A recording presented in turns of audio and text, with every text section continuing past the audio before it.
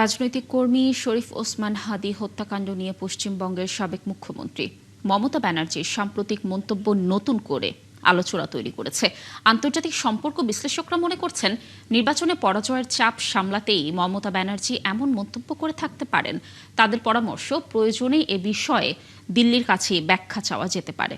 বিস্তারিত জানাচ্ছেন নাদিয়া শারমিন। 15 বছর পর হারের দেখা পাওয়ায় পশ্চিমবঙ্গে বেশ কোণঠাসা মমতা ব্যানার্জির তৃণমূল কংগ্রেস। এমনকি 50-এর অধিক বিধায়ক বিদ্রোহ করে নতুন দল গঠনের ঘোষণা দিয়েছেন। এদিকে তৃণমূল কংগ্রেসের সব কমিটি ভেঙে দিয়েছেন মমতা। সাংগঠনিক ভাঙন আর ভাতিজা অভিষেক ব্যানার্জির নেতৃত্ব নিয়ে অসন্তোষ ও বিদ্রোহ দেখা দিয়েছে দলে। এ অবস্থায় এক রাজনৈতিক অনুষ্ঠানে হাদি হত্যা নিয়ে বিস্ফোরক মন্তব্য করেছেন মমতা ব্যানার্জি। হোম মিনিস্টার নিজে আমাকে ফোন করে বলছেন, आप थोड़ा आपको बंगाल पुलिस को बोल दो, ये बात बाहर में नहीं कहने के लिए, ये देश के लिए है। কাকে দিয়ে খুন করিয়েছিলেন, কার কার নাম বেরিয়েছিল, আজ গভর্নমেন্ট চেঞ্জ হলেও মনে রাখবেন আমি তো সবটাই জানি। এমন এক সময় মন্তব্যটি সামনে এসেছে যখন বাংলাদেশ ভারত আবারও নিজেদের মধ্যে আস্থা পুনরুদ্ধারের চেষ্টা করছে। এ নিয়ে আলোচনা সমালোচনা চলছে দুদেশেই। মমতার বিরুদ্ধে রাষ্ট্রদ্রোহ মামলাও হয়েছে ভারতে। তবে বাংলাদেশের পররাষ্ট্র প্রতিমন্ত্রী এ নিয়ে মন্তব্যে আগ্রহী নন। পরাজিত একজন নেতা একটা কথা বলেছে, that is not our matter to discuss.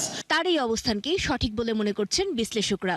রাষ্ট্র টু রাষ্ট্র যে পররাষ্ট্র নীতির ফ্রেম, সেইটা থেকে আমাদের বিচ্যুত হওয়া ঠিক হবে না। এই ধরনের কোনো মন্তব্যের মধ্যেই রাষ্ট্র হিসেবে অথবা যদি বলেন যে পররাষ্ট্র মন্ত্রণালয় হিসেবে আমাদেরকে অন্তর্ভুক্ত হওয়া কোনোভাবেই উচিত হবে না।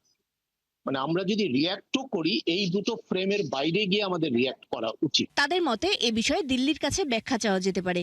গ্রাসরুট পলিটিক্যাল অ্যাক্টিভিস্ট, তাদের মধ্যে প্রচন্ড ক্ষোভ আছে, তৃণমূলের মধ্যে অন্তর্দ্বন্দ্ব বা বেড়ে গেছে। তো উনি হয়তো বা এই অ্যাটেনশনটা ডাইভার্ট করার জন্যও অনেক অংশে কিন্তু উনি এবং সেন্টারে যে বিজেপি গভর্নমেন্ট আছে তাদেরকে ইম্বারেস করার জন্য এবং ভারত বাংলাদেশের সম্পর্কে যে রিসার্চ যদি না হয়, এই তিনটি জিনিসের জন্য উনি করতে পারেন। কিন্তু এটার জবাবদিহিতা এবং দায়বদ্ধতা নিশ্চয়ই দিল্লির। তো আমাদের মনে হয় ওনাদের কাছ থেকে এর এক্সপ্লেনেশন জানতে চাওয়া উচিত। ভারতের অভ্যন্তরীণ রাজনীতির খেলায় বাংলাদেশ যাতে জড়িয়ে না পড়ে সে বিষয়ে বিশেষ সতর্ক হওয়া জরুরি বলেও মনে করছেন তারা। যেটা হয় যে ভারত বাংলাদেশের দ্বিপাক্ষিক সম্পর্ক ক্ষতিগ্রস্ত হয়। নাদিয়া শারমিন, ৭১, ঢাকা।